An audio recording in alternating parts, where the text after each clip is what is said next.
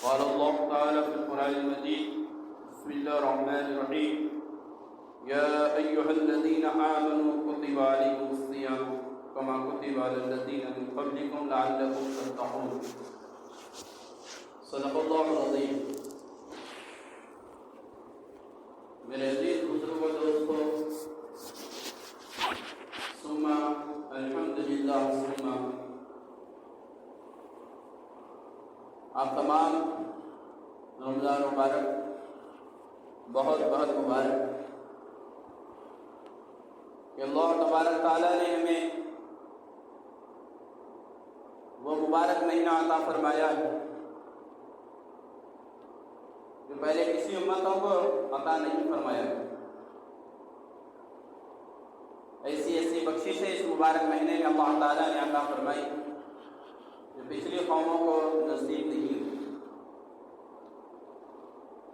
اس مبارک مہینے میں حدیث میں آتا ہے، جس کا مفہوم و خلاصہ ہے کہ یہ مبارک مہینہ ہے جس کا پہلا اشرا رحمت ہے اور دوسرا اشرا مغفرت ہے اور تیسرا اشرا دوزخ سے نجات ہے. پہلا اشرا تو ختم ہو چکا ہے، رحمت والا اشرا 1 رمضان سے 10 رمضان مبارک تک. ابھی یہ دوسرا اشرا شروع ہوا 11 رمضان مبارک سے 20 رمضان مبارک تک، اور پھر تیسرا اشرا ہوگا 21 رمضان سے ختم رمضان تک. میرے بھائیوں بزرگوں دوستوں، اللہ تبارک تعالیٰ نے اس مبارک مہینے روزوں کو فرض قرار دیا ہے. چنانچہ ابھی قرآن کی جو آیت تلاوت کی گئی اس میں اللہ تعالیٰ ارشاد فرما رہے ہیں کہ اے ایمان والو، تم پر روزے فرض کر دیے گئے جس طرح تم سے پہلی امتوں پر روزے فرض کیے گئے تاکہ تمہارے اندر تقویٰ پیدا ہو، تم متقی پرہیزگار بن جاؤ. اللہ تبارک تعالیٰ کو بندے کو بھوکا پیاسا رکھنا مقصد نہیں ہے، بلکہ اس کے ذریعے سے اللہ تبارک تعالیٰ بندے کے گناہوں کو معاف فرماتے ہیں اور ایسے بلند درجوں پر اللہ تعالیٰ اسے پہنچاتے ہیں جو دوسرے عمل کے ذریعے سے نہیں پہنچ سکتے. رمضان کے مہینے جلنے کے ختم ہونے کے، یعنی بندہ جب روزہ رکھتا ہے اللہ کے حکم سے، بھوکا اور پیاسا رہتا ہے، تو اس کی آگ سے بندے کے گناہ معاف ہو جاتے ہیں، بندے کے گناہ جل جاتے ہیں. وہ ایسا ہو جاتا ہے جیسا کہ ابھی اس کی ماں نے اس کو پیدا کیا ہے. حدیث میں آیا ہے، جس کا مفہوم و خلاصہ ہے کہ جو بندہ رمضان مبارک میں ثواب کی نیت سے دن میں روزہ رکھتا ہے اور رات میں قیام کرتا ہے، یعنی تراویح کا اہتمام کرتا ہے، اللہ تبارک تعالیٰ اس کے پچھلے تمام گناہوں کو معاف فرما دیتے ہیں. اور وہ ایسا ہو جاتا ہے جیسا کہ ابھی ماں نے اس کو پیدا کیا ہے. جس طرح معصوم بچہ جو پیدا ہوا ہے اس کے اوپر کوئی گناہ نہیں رہتا، ویسے ہی یہ بندہ اللہ کا جو ہے، جو روزہ رکھنے والا ہے، تراویح کا اہتمام کرنے والا ہے، اللہ تبارک تعالیٰ اس کو بھی ویسے ہی معصوم کر دیتے ہیں، اس کے پچھلے تمام گناہوں کو اللہ تعالیٰ معاف فرما دیتے ہیں. اللہ کے رسول صلی اللہ علیہ وسلم نے ارشاد فرمایا، جس کا مفہوم و خلاصہ ہے، حضرت ابو ہریرہ رضی اللہ تعالیٰ عنہ روایت فرماتے ہیں حدیث کہ رمضان مبارک میں میری امت کو خصوصی طور پر اللہ تعالیٰ نے 5 انعامات عطا فرمائے ہیں جو پچھلی قوموں کو، پچھلی امتوں کو عطا نہیں فرمائے. پہلا یہ کہ روزے دار کے منہ کی بدبو اللہ تبارک تعالیٰ کے نزدیک مکھ سے بھی زیادہ پسندیدہ ہے. مکھ خوشبو ہے وہ بہترین خوشبو ہوتی ہے. تھوڑی سی خوشبو اگر لگا دیں تو کئی دنوں تک وہ اس کی خوشبو جاتی ہے. تو اللہ کے نزدیک روزے دار کے منہ سے جو روزہ رہنے کی وجہ سے بھوکا پیاسا رہنے کی وجہ سے اس کے منہ سے جو بو آتی ہے اللہ کے نزدیک اس سے بھی زیادہ خوشبو والی ہے. دوسرے اللہ تبارک تعالیٰ اس روزے دار کے لیے مخلوق کو حکم دیتے ہیں کہ روزے دار کے لیے مغفرت کی دعا کرو. تو دریاؤں کی مچھلیاں تک روزے دار کے لیے دعائے مغفرت کرتی ہیں اور وہ افطار تک کرتے رہتی ہیں. سحر سے لے کے افطار تک تمام مخلوق، یہاں تک کہ بلوں کی چونٹیاں، زمین کی بلوں کے اندر رہنے والی چونٹیاں، پانی میں رہنے والی مچھلیاں تک اس کے لیے مغفرت کی دعا کرتے رہتی ہیں. اور تیسرے، جنت کو روزانہ آراستہ کیا جاتا ہے، سجایا جاتا ہے. اور اللہ تعالیٰ فرماتے ہیں جنت سے کہ اے جنت تیار ہو جا، میرے بندے دنیا کی مشقتوں کو، تکلیفوں کو چھوڑ کر تیرے پاس آنے والے. چوتھا فضل اللہ کا یہ ہے کہ رمضان مبارک کے اندر سرکش شیاطین کو قید کر دیا جاتا ہے. سرکش شیاطین جو گناہوں کے اوپر ابھارتے ہیں بندوں کو، اس مبارک مہینے میں اللہ تبارک تعالیٰ اور شیاطین کو زنجیروں میں جکڑ کر قید کر دیتے ہیں. اور پانچواں انعام، پانچویں فضیلت یہ ہے کہ رمضان کے آخری رات میں روزے دار کی مغفرت کر دی جاتی ہے. صحابہ نے دریافت فرمایا اللہ کے رسول صلی اللہ علیہ وسلم یہ مغفرت والی رات کیا شب قدر ہے؟ اللہ کے رسول صلی اللہ علیہ وسلم نے ارشاد فرمایا اس کا مفہوم خلاصہ ہے کہ نہیں، بلکہ جو محنت کرتا ہے، مزدوری کرتا ہے تو اس کے کام کے ختم پر مزدوری دی جاتی ہے. اسی طرح اللہ کے بندوں نے جو رمضان مبارک میں ایک مہینے تک روزے رکھے، تراویح کا اہتمام کیا، اس کی مزدوری کے طور پر اللہ تعالیٰ ان کی مغفرت فرما دیتے ہیں. یہ ایسے 5 فضیلتیں اللہ تبارک تعالیٰ نے اس امت کو عطا فرمائی، پچھلی کسی امت کو یہ عطا نہیں فرمائی. اور میرے بھائیو بزرگوں دوستو، حدیث میں آیا ہے جس کا مفہوم خلاصہ ہے، حضرت عبادہ رضی اللہ تعالیٰ عنہ ارشاد فرماتے ہیں جس کا مفہوم خلاصہ ہے کہ اللہ تبارک تعالیٰ رمضان مبارک میں گناہوں کو معاف فرماتے ہیں، دعاؤں کو قبول فرماتے ہیں اور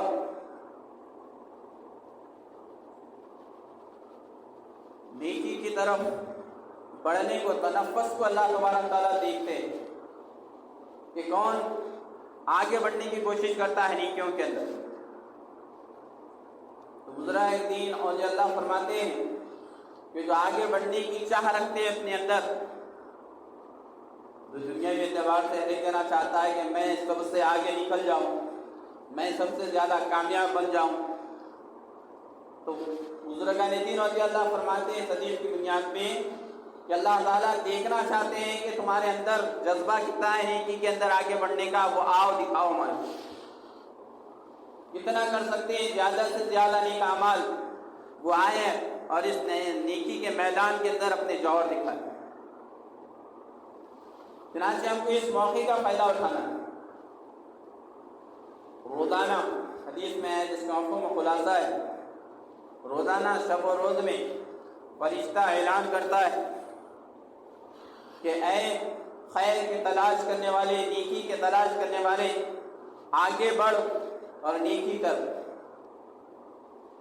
اور اے برائی کے چاہنے والے، برائی کے طلبگار، رک جا، بس کر، آنکھیں کھول.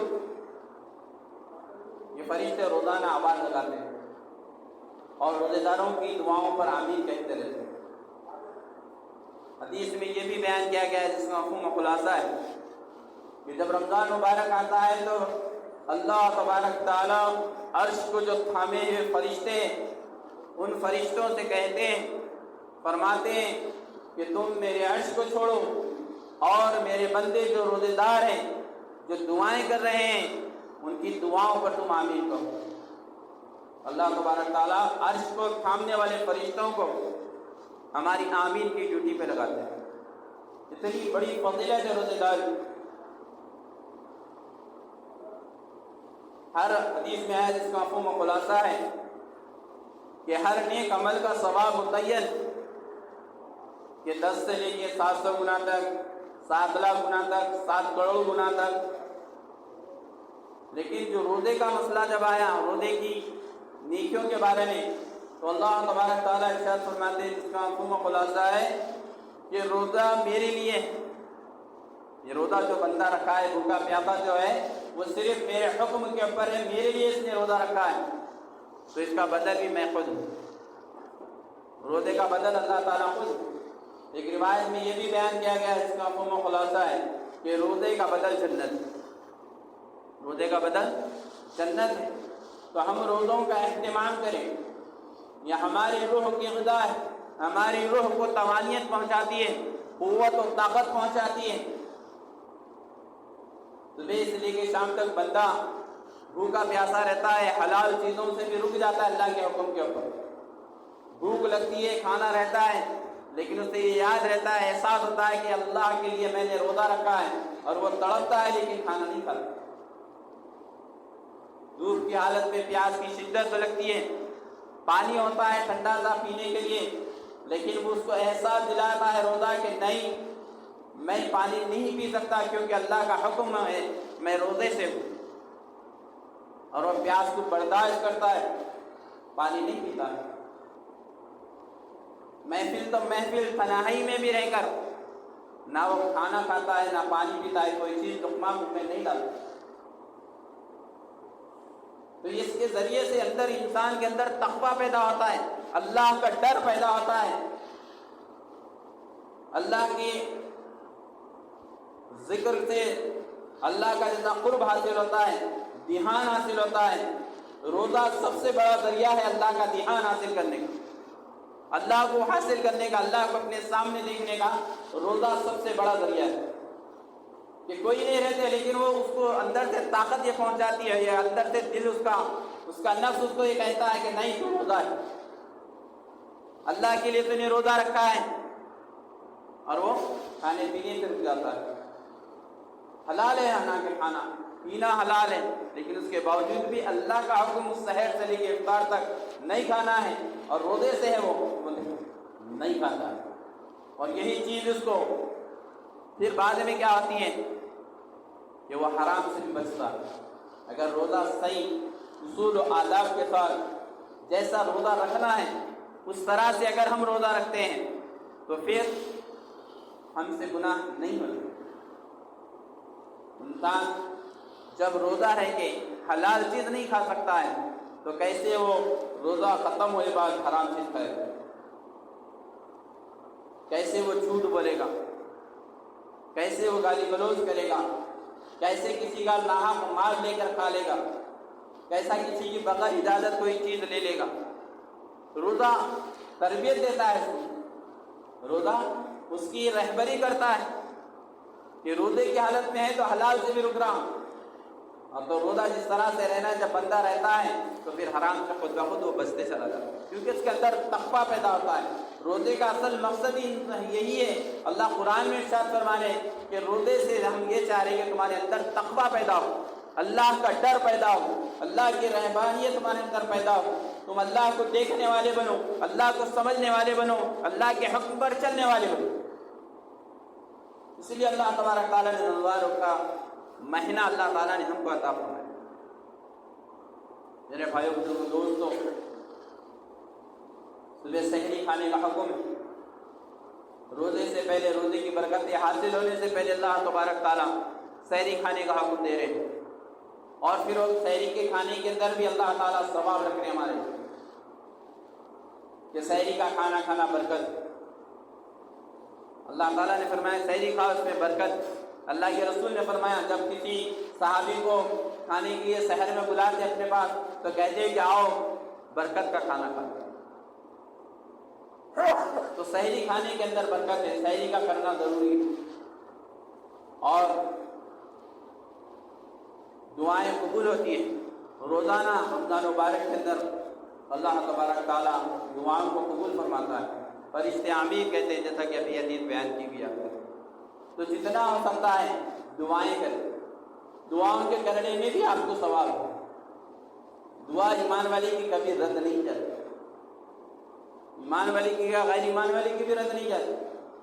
بندہ جب دعا کرتا ہے، حدیث میں یہ ہے کوئی ایمان والا بندہ بلکہ نہیں بلکہ جب بندہ دعا کرتا ہے تو اس کو اللہ تبارک و تعالیٰ اس دعا کو قبول فرماتا ہے۔ اور اگر وہ دعا اس کی اس وقت میں قبول نہیں ہو رہی تو اللہ تبارک تعالیٰ اس کی دعا کے بدلے میں اس کی مصیبت کو ختم فرما دیتے ہیں، دور فرما دیتے ہیں۔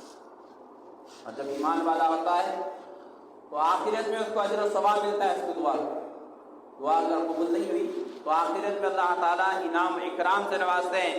تو بندہ افسوس کرے گا اس وقت میں جب دعاؤں کا بدلہ اس کو دیا جائے گا، وہ کہے گا کہ کاش دنیا میں میری کوئی دعا قبول نہیں ہوتی تو کتنا اچھا ہوتا۔ تو جتنا ہو سکتا ہے دعاؤں کا خاص خیال ہے۔ تراویح کا اہتمام کریں،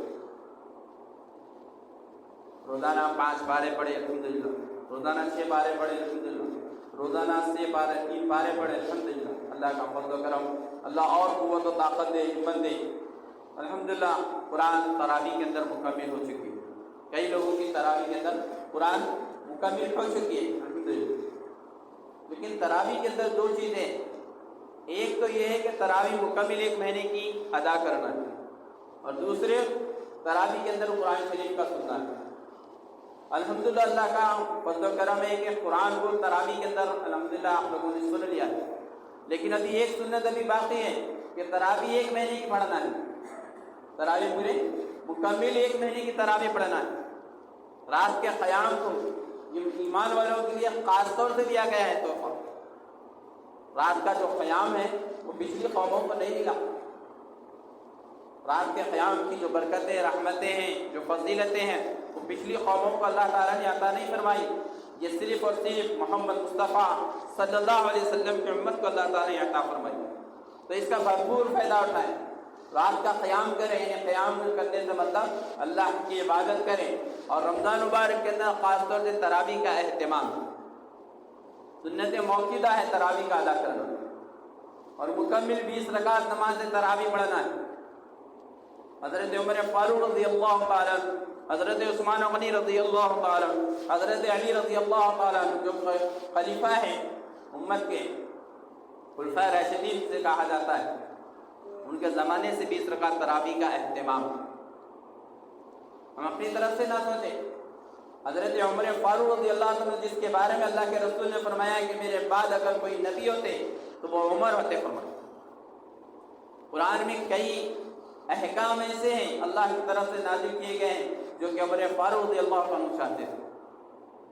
اتنی بڑی فضیلت حضرت عمر فاروق رضی اللہ تعالیٰ عنہ۔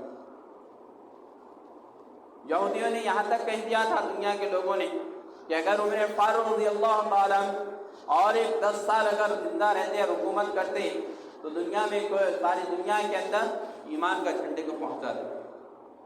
اتنی بڑی فضیلت رکھنے والے عمر فاروق رضی اللہ عنہ کے دور خلافت کے اندر 20 رکعت نماز جماعت سے پڑھائی گئی، جس کے بعد عثمان غنی رضی اللہ تعالیٰ عنہ نے اپنے دور خلافت میں پڑھی، جس کے بعد حضرت علی رضی اللہ تعالیٰ عنہ ان کے خلافت میں پڑھی۔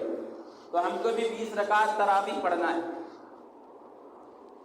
تو اس کا خاص اہتمام کرنا ہے۔ تراویح کے ایک سجدے کے اوپر اللہ تبارک تعالیٰ 1500 نیکی آپ کے نام اعمال میں لکھتے ہیں۔ تراویح کے ایک سجدے کی فضیلت میں اللہ تبارک تعالیٰ آپ کو جنت میں ایک ایسا درخت لگاتے ہیں کہ جس کا سایہ جو ہے ارب گھوڑا 100 سال تک اس کو طے نہیں کر سکتا۔ ایک سجدے کے اوپر 20 رکعت کے 40 سجدے ہوتے ہیں، اس لحاظ سے 40 درخت آپ کے نام کے جنت میں لگتے ہیں۔ تو اس لیے اہتمام کریں، تراویح کا خاص اہتمام کرے. اگر اللہ نہ کرے، اللہ معاف فرمائے، کسی وجہ سے اگر جماعت چھوٹ رہی بھی ہماری تراویح، پہلے تو یہ ہونا ہے کہ ہماری تراویح کی جماعت نہ چھوٹے. اگر بائی چانس کسی وجہ سے اگر ہماری جماعت تراویح کی چھوٹ بھی رہی ہے تو بھی آپ تراویح کو نہ چھوڑیں، بلکہ تراویح کا اہتمام کریں. تراویح کا اہتمام کرنا ضروری ہے. یہ اسپیشل آفر صرف رمضان تک ہی ہے. رمضان کا چاندار جب دکھ جائیں گا، شوال کا چاند جب دکھ جاتا ہے تو آپ چاہ کے بھی کروڑوں لاکھوں روپے بھی اگر دیں گے، میرے کو ایک تراویح کی 2 رکعت نماز پڑھا دو تو کوئی پڑھا نہیں سکتا، نہ آپ پڑھ سکتے ہیں. صرف اور صرف رمضان کے حد تک ہے یہ تراویح کا. اور میرے بھائیو بزرگوں دوستو، روزے سے غفلت نہیں برتنا ہے. جیسا روزے کی فضیلت بہت زیادہ ہے، روزے کا چھوڑنا بھی بہت بڑا گناہ ہے. بغیر کسی شرعی مجبوری کے اگر آپ ایک دن بھی اگر روزہ چھوڑ دیتے ہیں رمضان مبارک کے اندر، یہ حضرت علی رضی اللہ عنہ کا فرمان، اس کا ملاحظہ ہے حدیث کا. اللہ کے رسول نے فرمایا ہے کہ اگر ایک روزہ رمضان میں چھوڑ دیتے ہیں بلا کسی شرعی مجبوری کے، قیامت تک اگر آپ کی زندگی ہے اور آپ تمام زندگی بھر کا روزہ رکھ رہے ہیں تو رمضان مبارک کی فضیلت جو روزے کی ہے وہ حاصل نہیں ہوتی ہے. تو تھوڑی سی مجبوری کے لیے، تھوڑے سے کام کے زیادتی کے لیے، دنیا کے تھوڑے سے پیسے کے لیے، تھوڑے سے آرام کے لیے یا تھوڑی سی مشقت برداشت کرنا نہیں ہوتا، بلکہ روزہ مت چھوڑیے. بہت بڑا وبال ہے روزے. اگر آپ روزہ چھوڑیں تو بہت بڑے گناہ گار ہو رہے ہیں آپ. اسلام کے جو 5 بنیادی فرائض ہیں اس میں سے ایک فرض رمضان مبارک کے روزے ہیں. اگر آپ ایک روزہ بھی چھوڑیں گے تو زندگی بھر روزہ رکھیں گے، آپ کو ثواب نصیب نہیں ہوگا. اس لیے آپ روزہ مت چھوڑیے. میری طبیعت نہیں بنتی، میرے کو نہیں جمتا، میرے کو وہ ہو جاتا، میرے کو سر میں درد ہو رہا، میرے کو یہ ہو رہا، یہ چھوٹے چھوٹے بہانے کام آنے والے نہیں ہیں. جی کام آنے والے نہیں، گھر میں پورے رکھ رہے، میں ایک جنا ہی نہیں رکھ رہا ہوں. تو آپ کتنے بد نصیب ہیں کہ اللہ کے حکم کو آپ چھوڑ رہے ہیں. آپ کے سامنے آپ کے معصوم بچے روزہ رہ رہے ہیں، آپ کی کمزور اہلیہ، بہن، ماں، بوڑھی ماں آپ کی روزہ رہ رہی ہے، چھوٹے بچے، چھوٹے بھائی آپ کے روزہ رہ رہے ہیں، بوڑھا باپ روزہ رہ رہا ہے، اور آپ کہہ رہے ہیں کہ میرے سے نہیں ہوتا روزہ. کتنی بڑی بد نصیبی آپ کہ آپ روزے سے محروم ہو رہے ہیں. جو ہو گیا ہو گیا. ابھی جو بچے ہوئے 29 روزے بھی اہتمام کیجیے. روزوں کا خاص اہتمام کیجیے میرے بھائی. پچھلے سال جو لوگ ہمارے ساتھ تھے آج نہیں ہیں ہمارے ساتھ. کتنے لوگ تھے جو ہمارے ساتھ تھے پچھلے سال میں، لیکن آج نہیں ہیں. ان کا وقت ختم ہو گیا، وہ چلے گئے. اگلے سال ہم رہتے یا نہیں رہتے پتہ نہیں، ہمارا وقت آئے گا ہم بھی چلے جائیں گے. لیکن یہ روزہ جو چھوٹ جا رہا، یہ تراویح جو ہماری چھوٹ جا رہی، یہ نماز جو ہماری چھوٹ جا رہی، یہ واپس آنے والی بدل ہو ہی نہیں سکتا. فرض کا کوئی ادا ہو جائیں گے آپ کے ذمے سے. آپ کی نماز چھوٹی، آپ بعد میں نماز رکھ لے رہے، ٹھیک ہے، اس کا بدل ہو جائے گا، یعنی فرض آپ کے اوپر سے ساقط ہو جائے گا. لیکن جو ثواب ہے نا اس وقت کا فرض کا، وہ ثواب سے آپ محروم ہو جاتے ہیں، وہ مل ہی نہیں سکتا آپ. اگر آپ کی نماز چھوٹی تو آپ کو نماز کے اوپر اس وقت کی نماز پہ جو ثواب ہے وہ ثواب آپ کو زندگی بھر نہیں مل سکتا. آپ روزہ اگر چھوڑے تو روزے کی جو فضیلت ہے وہ آپ کو نہیں ملتی بعد میں رکھنے. اس لیے اہتمام کیجیے. رمضان مبارک کے اندر ایک نفل کا ثواب غیر رمضان میں فرض کے برابر ثواب دے رہا تھا. رمضان مبارک کے اندر ایک فرض ادا کر رہے ہیں آپ تو غیر رمضان میں 70 فرائض ادا کرنے کے برابر اجر و ثواب اللہ تعالیٰ عطا فرمائے. تو اس لیے ان چیزوں کا خاص اہتمام کریں. روزوں کا اہتمام کریں، نمازوں کا، تراویح کا، اور جتنا ہو سکتے ہیں نوافل کا بھی اہتمام کیجیے. سحر میں اٹھ رہے ہیں تہجد کا اہتمام کیجیے. صبح اشراق اور شاش کا اہتمام کیجیے. مغرب کی نماز پڑھے بعد اوابین کا 2 رکعت ہی کیوں نہ آتے سنت کے بعد ادا کیجیے. 6 رکعت پڑھنے پر 12 سال کی نماز کا عبادت کا ثواب اللہ تعالیٰ اوابین میں عطا فرماتے ہیں. کوئی بندہ اگر مغرب کی نماز فرض اور سنت پڑھے بعد نوافل پڑھتا ہے، اوابین کی نماز ہے، 6 رکعت نماز پڑھتا ہے تو 12 سال کی عبادت کا اجر و ثواب ملتا ہے. تہجد کے بارے میں تو پوچھے نہیں. اللہ تعالیٰ خود فرماتے ہیں کہ ہے کوئی بندہ کہ میں اس کی مغفرت کروں، ہے کوئی گناہ گار کہ میں اس کے معاف کروں گناہوں، ہے کوئی روزی کا تلاش کرنے والا کہ اس کی روزی میں برکت ہوں، ہے کوئی بیمار کہ میں اس کی بیماری کو دور فرماؤں، شفا عطا کروں. تو اللہ تعالیٰ خود پہلے آسمان پہ آ کے آواز لگاتے ہیں. تو یہ چیزوں کا اہتمام کیجیے. نفی کا ثواب فرض کے برابر ہے، اس کا خیال رکھیے.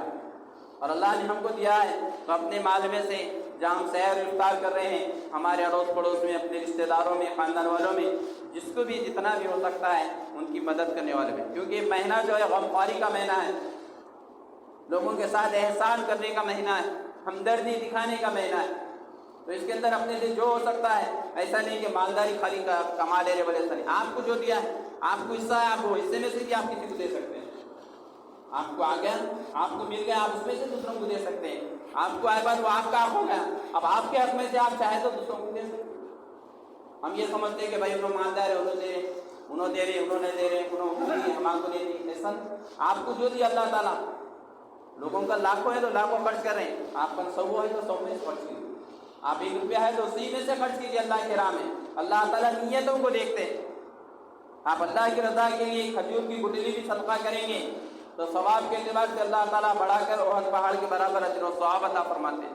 اور اگر دکھلاوے کے لیے اگر کوئی کام کریں گے، احد پہاڑ کے برابر اگر سونا صدقہ کریں گے تو اللہ کی نگاہ میں کھجور کی گٹلی کے برابر سے اللہ تعالیٰ ثواب نہیں دیتے. اس چیز کا بھی